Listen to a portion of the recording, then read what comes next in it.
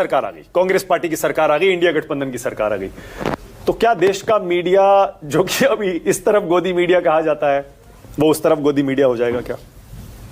नहीं।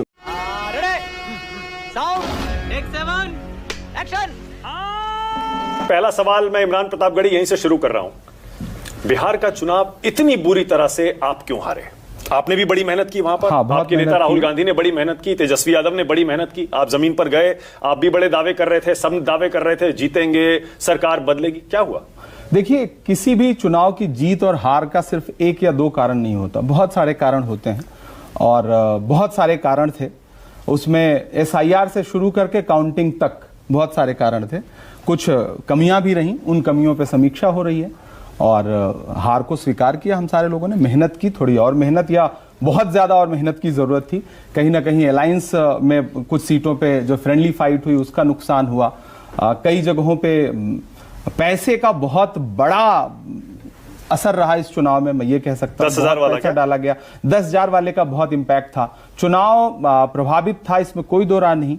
और बाद में मैं ये कह सकता हूं कि चुनाव में वैसे भी बहुत पैसा डाला गया। मैं चूंकि मगध से लेकर के मिथिलांचल से लेकर सीमांचल से लेकर के बेतिया सब सारे जोन में रहा, चुनाव प्रचार कर रहा था, तो मैंने उसको बहुत करीब कैश बांटा गया। तो कोई एक कैश शर्म करो, शर्म बांटा गया नहीं। एक चुनाव में होता है कि प्रत्याशी को चुनाव आयोग की तरफ से एक लिमिटेड पैसा खर्च करना है, लेकिन जिस चुनाव में करोड़ों करोड़ रुपए खर्च हो रहे हो और उसकी कोई गिनती भी ना हो, तो जाहिर सी बात है आप ये कह सकते हैं कि चुनाव में पैसे का बहुत बड़ा रोल है। अब आप फंस गए चक्रव्यूह में। फंसाइए। आप ऐसे फंस गए कि आपने देखिए बहुत ईमानदारी से अपना विश्लेषण दे दिया कि बिहार चुनाव इसलिए हारे, गलत अलायंस हो गए, पैसा बांट दिया गया, पैसा बहुत खर्च कर दिया गया। आपने वोट चोरी का जिक्र नहीं किया। नहीं, आपके नेता वोट चोरी कर रहे हैं कि हम वोट चोरी से बिहार हार गए। आप ईमानदारी से अपने विश्लेषण में बाकी कारण, मैंने SIR से काउंटिंग तक की बात की, तो कहां से शुरू किया मैंने? भाई अभी अजय माकन जी ने बोलते हुए एक बात कही थी कि भारतीय जनता पार्टी जो देश की सत्ता में रहने वाली पार्टी है, उसके अकाउंट में लोकसभा चुनाव खत्म होने के बाद 10,000 करोड़ रुपए से ज्यादा है और कांग्रेस पार्टी के अकाउंट में 136 से 137 करोड़ रुपए। तो ये 99 वर्सेज 1% की लड़ाई है। तो पैसे का इंपैक्ट कितना बड़ा है, आप उसका विश्लेषण करिए तो समझ में आएगा। वोट चोरी नहीं हुई ना? 10,000 वोट चोरी तो नहीं हुई ना? नहीं, पैसे से और क्या होता है? 10,000 रुपए बेईमानी धांधली तो नहीं हुई ना भाई चुनाव से। जीतन राम मांझी का बयान नहीं सुना क्या आपने? हाँ सुना। अभी कल परसों ही आया है। तो जीतन राम मांझी तो कह रहे हैं कि मैंने DM से कह के जितवा दिया। वो तो कहते क्या बात कर रहे हैं? परपेटेड है उनका वीडियो। हाँ, वो तो बाद में सब यही कहते हैं। आजकल तो AI पे डाल दो कि डीप फेक है। वोट चोरी होती है क्या इमरान? मुझे लगता है भेजा जाए हैदराबाद वाइस सैंपल के लिए, वीडियो की जांच कराई जाए, दूध का दूध पानी का पानी हो जाएगा। वोट चोरी होती है तो कैसे होती है? बिल्कुल कैसे होती है। देखिए मैं तुम्हें अभी समझाता हूं। उसके लिए चुनाव आयोग, राहुल जी ने तो बाकायदा प्रेस कॉन्फ्रेंस करके बता दिया कैसे होती है।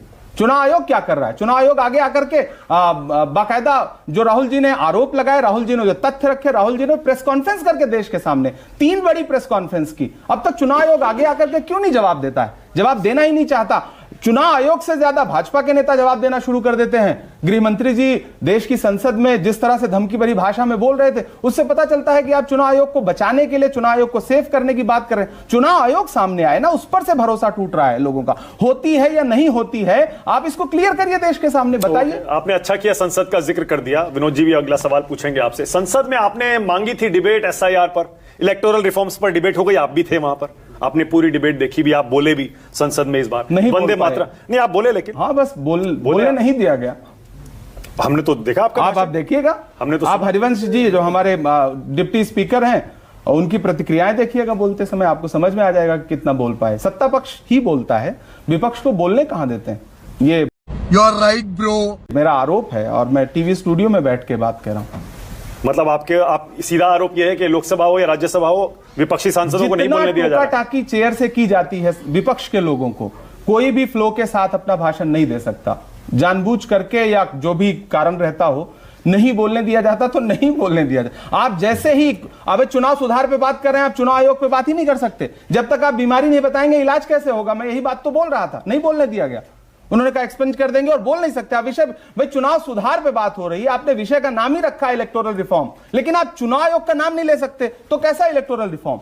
कैसे कर पाएंगे आप? पर ये जो डिबेट हुई वंदे मातरम और एसआईआर वाली, खूब चर्चा थी, पूरे देश ने सबके भाषण देखे सुने, बहुत वायरल भी हुए खूब। क्या मिला आपको उस डिबेट से? क्योंकि बीजेपी वाले तो कह रहे हैं कि देखिए ये हमसे डिबेट मांग रहे थे और खुद ही फंस गए दोनों मुद्दों पर। सरकार वो डिबेट जीत गई। वाह बेटा, लगता है तुम गू खा के ही मानोगे। उल्टा कह दीजिए कि आप फंस गए। प्रियंका गांधी जी का भाषण नहीं सुना वंदे मातरम पर आपने? आपको लगता है कि कांग्रेस फंस गई थी? इनके पास तो गिनाने के लिए कुछ था ही नहीं। फंसे तो ये थे। इनको अंततो गत्वा उस बहस को जिस दिशा में ले जा रहे थे, वहां तो रविंद्रनाथ टैगोर जी का अपमान करते करते, आप नड्डा जी का भाषण उठा के देखिए राज्यसभा का, एक लेवल पे आकर के राष्ट्रगान के विरोध में बोलने लगे थे। वो राष्ट्रगीत की बात करते करते टैगोर साहब के खिलाफ बोलने लगे थे। जब आप संविधान सभा पर सवालिया प्रश्न खड़ा करते हैं तो उस दौर में संविधान सभा के हर सदस्य पे आप प्रश्न चिन्ह खड़ा करते हैं। आप सुभाष चंद्र बोस से लेकर के, टैगोर से लेकर के, बाबा साहब अंबेडकर से लेकर के, सेठ गोविंद दास से लेकर के सब पे आप आरोप लगाते हैं। तो यही काम कर रही थी भाजपा। अच्छा, एज अ मुस्लिम वंदे मातरम से दिक्कत क्या है? वंदे मातरम बोलने भाई, जब संविधान सभा में बहस हो गई, मौलाना हसरत मोहानी से लेकर के मौलाना आजाद साहब तक उस संविधान सभा का हिस्सा थे, तो किसी को आप राष्ट्रगीत गाइए, कौन कौन आप पे कौन कह रहा है? बात यह होती है ना, जब आप जबरन थोपने की कोशिश करते हैं। आप अब जैसे बिहार में हिजाब का एक मुद्दा चल रहा है, हिजाब से ज्यादा मुद्दा यह है कि आप किसी महिला को जबरन कैसे छू सकते हैं। पर वो लड़की तो नौकरी ज्वाइन कर रही है। नौकरी ज्वाइन क्यों नहीं करेगी? आपने इसलिए छुआ था क्या क्योंकि वो नौकरी छोड़ दे, नौकरी ना करे?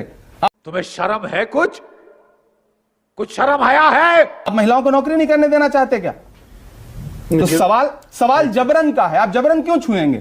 उसी तरह जबरन वंदे मातरम क्यों बुलवाएंगे? भाई, कोई चीज आप जबरन क्यों करेंगे? पर दिक्कत क्या है बोलने में? हम कह रहे हैं किसी को कोई दिक्कत नहीं। बहुत सारे लोग बोल रहे हैं, जब लोग वंदे मातरम देश की संसद में गाया जाता है तो सब खड़े होकर के सम्मान प्रदर्शित नहीं करते। करते तो हैं सारे लोग। ये मुद्दा बनाया क्यों जाता? देश में इंडिगो का क्राइसिस है, लाखों यात्री रो रहे हैं एयरपोर्ट पर, उनको पैनिक है। 4-4, 5-5 घंटे प्लेन में बिठा करके फिर डीप्लेन किया जा रहा है। मैं खुद एक दिन इसका शिकार हुआ। लेकिन डिबेट किस पर होगी? 150 साल पुराने एक ऐसे विषय पे जिसकी मुझे नहीं लगता कि कोई इतनी उस पर बहस की आवश्यकता है। आप बताइए, दिल्ली में पॉल्यूशन मतलब लोगों की जान ले रहा है। हर्षवर्धन त्रिपाठी जी बैठे हैं, खुद कितना पॉल्यूशन से परेशान है, लेकिन देश में उस पर बहस नहीं होगी। सरकार स्वीकार करेगी कि बहस होना है, लेकिन जिस दिन बहस होनी होगी एडजस्ट करके सलीके से किनारे हो जाएगी और बाद में संसदीय कार्य मंत्री कहेंगे कि नहीं कांग्रेस वाले तो बहस नहीं। मैं एक बार फिर पूछ रहा हूं, तुम चुल्लू भर पानी में जाके डूब के मर जाओ। चक्रव्यूह है, यहां कोई भी सवाल अनआंसर्ड नहीं जाएगा। इमरान प्रतापगढ़ी, इमरान भाई, मुसलमानों को वंदे मातरम बोलने में क्या दिक्कत है? बीजेपी कहती है ये सारा तुष्टीकरण का खेल है, और राष्ट्र गीत को गाने में दिक्कत क्या है लोगों को? देखिए, मैं 2-3 बातें बहुत क्लियर करना चाहता हूं। बीजेपी तुष्टीकरण करके जो एक संतुष्टीकरण का खेल खेलती है ना, मैं उस खेल को बहुत बारीकी से समझता हूं। भारतीय जनता पार्टी जब वंदे मातरम गा करके इस देश के लाखों क्रांतिकारी जेल जा रहे थे, गोलियां खा रहे थे, तब भाजपा वंदे मातरम क्यों नहीं गा रही थी? या जनसंघ वंदे मातरम क्यों नहीं गा रही थी? तब तो सरकार बना रहे थे मुस्लिम लीग के साथ। एक कभी इमरान प्रतापगढ़ी जी ने शब्द इस्तेमाल किया संतुष्टीकरण, तो भाजपा तो कहती है कि कांग्रेस मुसलमानों का तुष्टीकरण करती है, तो भारतीय जनता पार्टी किसका संतुष्टीकरण कर रही है? बताइए। अच्छा, आपसे सवाल। हाँ, आपसे इसका संतुष्टीकरण कर रही है बीजेपी। कांग्रेस अभी बता है भाई, अभी बता है, अभी किया ना, अभी बता है। इस पार्टी सिर्फ वो काम कर रही है जो देश के संविधान में लिखा है। देश का संविधान जो कहता है, इस देश का हर नागरिक बराबरी का अधिकार रखता है। कांग्रेस की जब जब सरकारें रही उसने सबको बराबरी का अधिकार दिया। भाजपा एक बेसिर पैर का आरोप लगाती है और बाद में आकर के कहेंगे कि कांग्रेस तो तुष्टीकरण करती थी। आप मुख्तार अब्बास नकवी को मिनिस्टर बना करके कौन सा तुष्टीकरण कर रहे थे? आप शहनवाज हुसैन को साथ ला करके कौन सा तुष्टीकरण कर रहे हैं? थोड़ा सा रोकता हूं आपको। मैं फिर कह रहा हूं कि भाजपा तो कहती है ना कि कांग्रेस मुसलमानों का तुष्टीकरण करती है। जो कहती है वो कहना ही अभी उसका गलत है। आपने अभी कहना ही उसका गलत क्यों कहती है? मैं कह रहा हूं, आप उस पर सवाल खड़ा करिए कि जो कहती है वो गलत कहती है। मैं कह रहा हूं कि इसका जवाब तो दे दीजिए। सवाल है हर्षवर्धन, अरे आप इतना बढ़िया बोलते हैं, आप जवाब क्यों नहीं दे रहे? गलत कहती है। ठीक है, आप कह रहे हैं कि गलत कहती है, लेकिन आपने अभी कहा, आप तो सही कहते हैं ना, आपने अभी कहा, जब मानक ने सवाल पूछा तो आपने कहा कि भाजपा संतुष्टीकरण करती है, तो भाजपा किसका संतुष्टीकरण करती है ये तो आप बताइए। भाजपा इस देश। वाह बेटा, लगता है तुम गू खा के ही मानोगे। के उद्योगपतियों का संतुष्टिकरण करती है, मुद्दों को भटका करके। ये वाला नहीं चलेगा। बिल्कुल। देखिए सुनिए हर्षवर्धन जी, मनरेगा में नाम बदल करके जी राम जी करके लोगों को यह लगा कि ये तो गांधी का नाम हटा करके राम का नाम ला दिया गया, तो एक तबका है जिसकी संतुष्टि हो गई। लेकिन इसके पीछे की कोशिश क्या है कि मनरेगा जैसी शानदार योजना बर्बाद कर दो, इस देश के करोड़ों मजदूरों का अधिकार छीन लो और राज्यों पर भार डाल दो। जो पहले 90% केंद्र को देना था और 10% देना था राज्यों को, अब 60 और 40 का रेशियो कर दो। 60% देगा केंद्र, 40% देगा राज्य। राज्य पहले से ही लाखों करोड़ रुपए के कर्जे में डूबे हैं, अब हो गया बर्बाद। अब वो पैसा ले जाओ उद्योगपतियों का संतुष्टिकरण करने के लिए। आप भाषण बढ़िया देते हो, उसमें तो कोई संदेह नहीं, इस वजह से आप यहाँ। लेकिन एक लाइन में तो उसका जवाब हो सकता है। एक लाइन में क्यों? एक तबके का बोल दिया, पूरा विस्तार बोला उन्होंने। एक तबके का, एक तबका ऐसा है जिसको नाम बदलने के खेल में उलझा करके, मुसलमान तो सिर्फ कंधा है, निशाना कहीं और है। निशाना इस देश के पिछड़े हैं, आप ये कह रहे हैं सही पकड़े हैं, निशाना इस देश के दलित हैं, निशाना इस देश के आदिवासी हैं। ये हिंदू मुसलमान की डिबेट में जाओ। इमरान प्रतापगढ़ी आज ठान के आए चक्रव्यूह में फंसना नहीं, इसलिए वो बच के निकल। आप लोग क्यों मुझे अभिमन्यु बनाने पे तुले हुए भाई? अभिमन्यु जी बार बार 2-3 बार इमरान भाई ने कह दिया पैसे का बड़ा खेल है। हाँ, फिर कह दिया महाराष्ट्र में तो जितने नेता छोड़कर गए थे वो कहते थे कि राहुल जी बात नहीं करते। फिर जब पैसा आया तो मुझे पता नहीं क्यों ये बड़ा गड़बड़ है पत्रकारों के साथ, डीके शिव कुमार याद आ गए। पैसा बड़ा देश के सबसे अमीर विधायकों में से है। फिर जब पैसे का सवाल आया तो हैदराबाद जहां है तेलंगाना याद आ गया। तो डीके शिव कुमार तो हैं पार्टी में। नहीं, मैं इसीलिए तो कह रहा हूं, उप मुख्यमंत्री हैं हमारे। इतने बड़े बड़े पैसे वाले लोग हैं, पैसे वाले 2 सबसे स्ट्रांग राज्य हैं आपके पास। कर्नाटक में इतना झगड़ा क्यों चल रहा है? फिर आप संभाल क्यों नहीं? वो कहां नहीं संभाल पा रहे? और कल को अगर चले जाएंगे तो सचिन पायलट मीडिया के जरिए खड़ा किया गया प्रोपेगेंडा है। इसमें भी मीडिया, मतलब इससे ज्यादा भाजपा भाजपा के कौन से राज्य में बहुत शांति से चल रहा है? पर्ची से मुख्यमंत्री बना दिया। आपको लगता है वसुंधरा राजे जी नाराज नहीं है? आपको लगता है कि आपने शिवराज सिंह चौहान जी को यहां मतलब उनका जो पॉलिटिकल वो किया है, कैरियर समाप्ति की कोशिश की, उसके बाद वो नाराज नहीं? आपको लगता है? आपको लगता है कि रमन सिंह जी नाराज नहीं है? बस ये इमोशनल डैम है कि जाएं कहां? ईडी खड़ी है, सीबीआई खड़ी है, जाएंगे कहां? ये ठीक है, जाएं कहां? तो क्या हमारे यहाँ यह है कि हमारे पास ईडी नहीं है, हमारे पास सीबीआई नहीं है, और तो कोई एक आध बार नाराजगी में ये कह देता है कि भाई मुझसे 2.5 साल का वादा किया गया था, तो आप ले उड़ते हैं उस खबर को। अच्छा, कौन सा झगड़ा चल रहा है भाई? डीके शिव कुमार ने यूं ही झगड़ा चल रहा है? डीके शिव कुमार ने सबकी राजनीतिक महत्वाकांक्षा होनी चाहिए। 1 मिनट सुन तो लीजिए। हाँ पूछिए। जो पड़ोसी है छत्तीसगढ़ में, बिल्कुल जो छत्तीसगढ़ में हुआ उसमें मीडिया की क्या भूमिका थी भाई? भूपेश बघेल और सिंहदेव जी के बीच में, जो अशोक गहलोत और सचिन पायलट के बीच में था, मीडिया को आप दोषी कर रहे हैं। आपकी सरकार में आपकी एजेंसी लगाकर आपके लोगों का स्पाइंग हो रही है। इंटेल का अब डीकेएस का बता, समझ गया मैं। डीके शिव कुमार को बार बार कहा गया, कांग्रेस के नेता, कांग्रेस के विधायक कह रहे हैं कि भाई ये तो कोई तरीका ही नहीं हुआ। मैं बता रहा हूं कौन वादा किया था? सोनिया जी की थी, प्रियंका जी की थी, राहुल जी कौन किया था? ये हम कैसे जानेंगे? हर्षवर्धन जी बहुत अच्छा सवाल है कि मीडिया की क्या भूमिका है। मैं मीडिया की भूमिका बता रहा हूं क्या। जब इससे पूर्व की सरकार थी दिल्ली में और पॉल्यूशन होता था, तो आप ही मुख्यमंत्री का नाम लिख के ट्वीट करते थे, प्रदूषण है, ये सरकार कब सोई, कब गलत बयान ले रहे हैं। आपने पढ़ा है मुझको? मैं आज भी नाम लेके कह रहा हूं। मैंने तो नरेंद्र मोदी, रेखा गुप्ता, योगी आदित्यनाथ, केजरीवाल सबका नाम लिखा है। उससे पहले का आप अपना ट्वीट उठा के देखा करें। आपने लिखा कि सरकारें सो रही हैं। अरे कौन सी सरकार सो रही है? भाजपा की सरकार सो रही है, केंद्रीय मंत्री सो रहे हैं, मुख्यमंत्री रेखा गुप्ता जी सो रही हैं। सीधे हमला करिए ना। बेसिक वो मीडिया की भूमिका क्या है? किसी मामले में अगर पाकिस्तान के खिलाफ पाकिस्तान के लिए जासूसी करता हुआ कोई व्यक्ति पकड़ा गया, उसका नाम एक विशेष समाज से आता है तो उसका नाम लिखा जाएगा। लेकिन अगर वो किसी दूसरे समाज से आएगा तो खबर लिखी जाएगी कि एक जासूस पकड़ा गया।